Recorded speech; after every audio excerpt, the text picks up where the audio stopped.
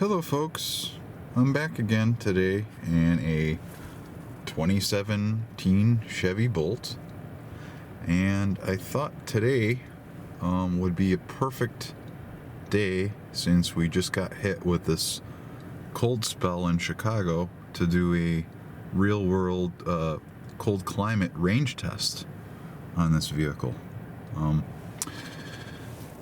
So the temperature outside is it's showing here 10 degrees, so it's sub-freezing, and my battery is fully charged, and it's showing I have 193 miles on a full charge remaining, and I've reset my trip to 0, and I've also reset my efficiency history average over here. And to be fair, I am going to put the heat on. Right now it's only at, as you can see, it's only at level 2. So I'm going to do this. I'm going to put it all the way up to level 4. Oops, that's a little too high. Let's be fair. And we'll crank it up to, let's see,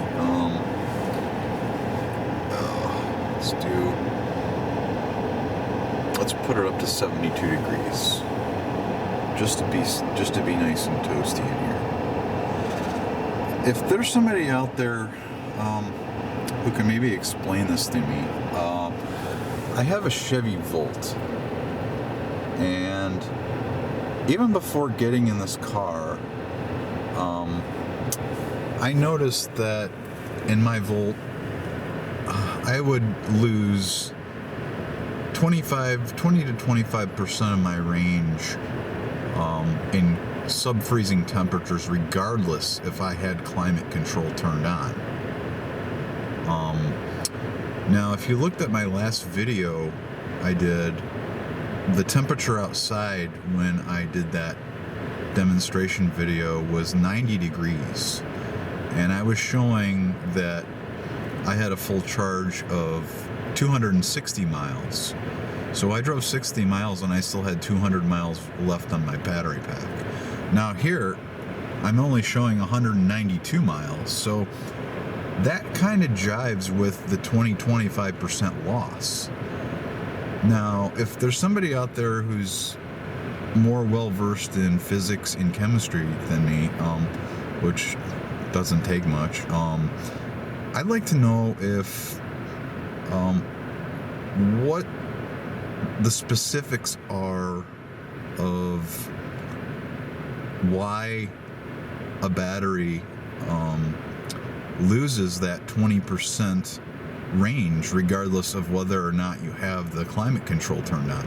Because right now I could totally turn this off, the climate control off, and I would still only get 192 miles.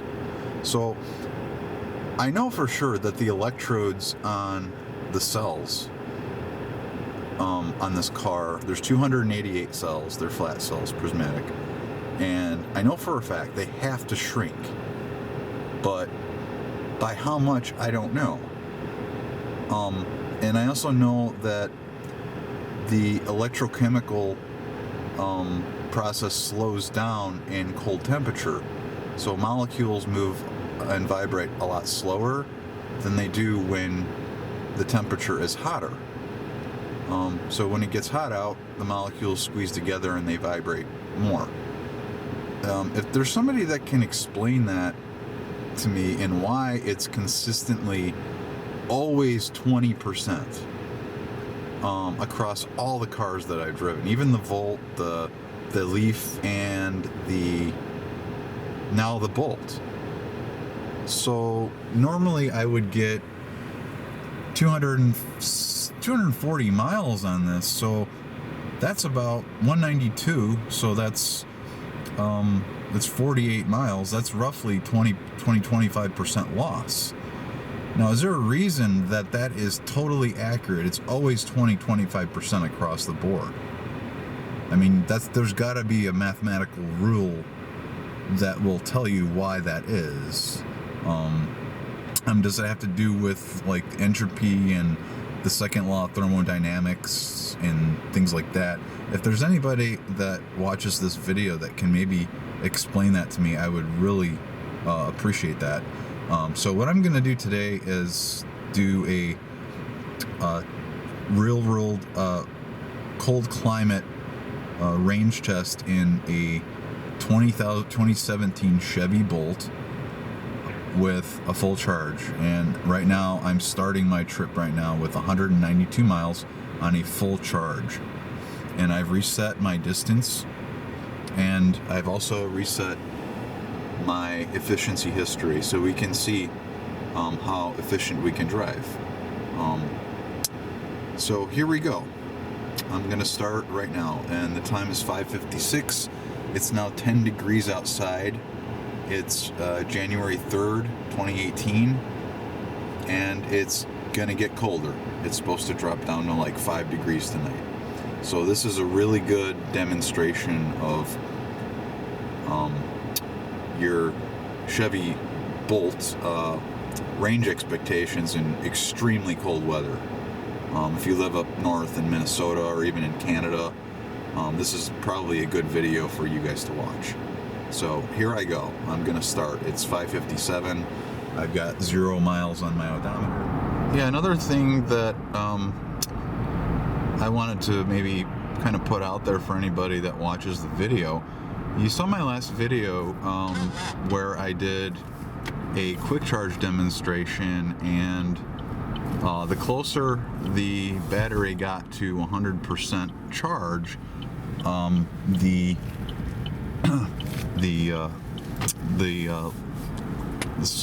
less the input from the charger came out. So as it was approaching 100%, it wasn't charging anymore at 40 or 44 kilowatt. It was charging at, say, like 4 or 5.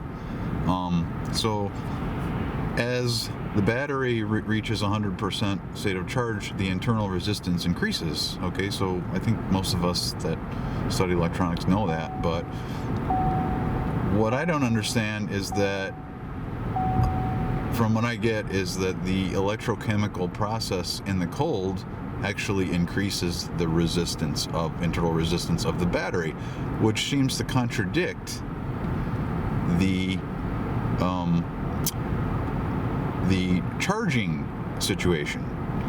So if you are charging the battery and it's reaching 100%, the battery gets warmer and warmer the closer you get to 100%, increasing the internal resistance. But how is that so if, from what I've also read, you're increasing the internal resistance of the battery when it's cold out?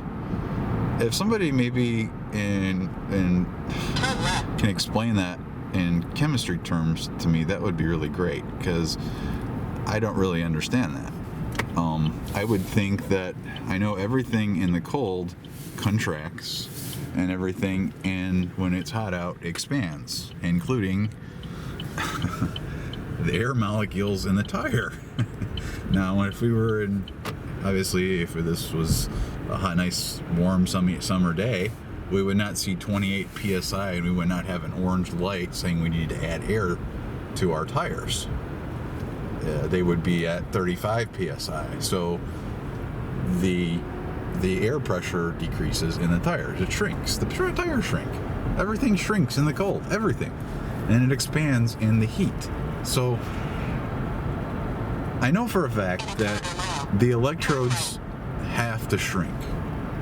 No matter what. They have to shrink at least a little bit. Now, did they shrink 20%? That accounts for that 20% loss of range that I'm getting? Or is it something else? I'd really like to know. That would really solve a huge problem for me. But you can see that right now I've only driven so far. We gotta disregard those. I've only driven almost 9 miles, and it still shows I've got 186 miles left, and I'm only getting just barely 2 miles per kilowatt hour So this is a 60 kilowatt hour pack. I mean, I'm guessing if I continue at this, I would only theoretically get 120 miles, but we're gonna see. I'm gonna keep driving it around for a couple more hours, as long as I can take it out for, and we'll see what happens. So if anybody can explain how they use in cities, they cryogenically freeze data cables to increase data throughput, decreasing the resistance. They freeze the cables so that data can transfer faster. So I would think that by freezing anything, you would actually, I'm a little confused by that. So is it the fact that the electrochemical process is less efficient and there's more internal resistance in the cold, or is it just that the electrodes shrink on all 288 cells? Which is it? If anybody out there can give me an answer on that or an explanation, I'd really appreciate that. Thank you. Okay, so we're at the end of my trip today. I've driven a total of 35.1 miles, on average 2 miles per kilowatt hour, and still shows I have 112 miles left on my battery. And over here, my efficiency shows that I've got a little bit over 2 miles per kilowatt hour over the course of the time that I've driven today. So if anybody out there who is watching this video can tell me if the 20% loss in range is either a physics problem in that the electrodes shrink, causing the decrease in range in the battery pack, or is it a chemistry problem where the electrochemical reaction is less efficient in the cold weather, or is it a combination of both? If anybody out there can explain that to me, I would really appreciate it. So I hope this video serves some kind of useful purpose. And also too, you can see that it's 4 degrees outside, and it looks like we got almost 150 miles on one charge, a full charge. So that's really good. That's really impressive. So if you have any doubts about this car, I think that even if you live in somewhere like Minneapolis, like Minnesota or something, this car is gonna be just fine. It's gonna work out just fine for you. So anyway, happy electric vehicle driving, folks. I'll talk to you later. Bye.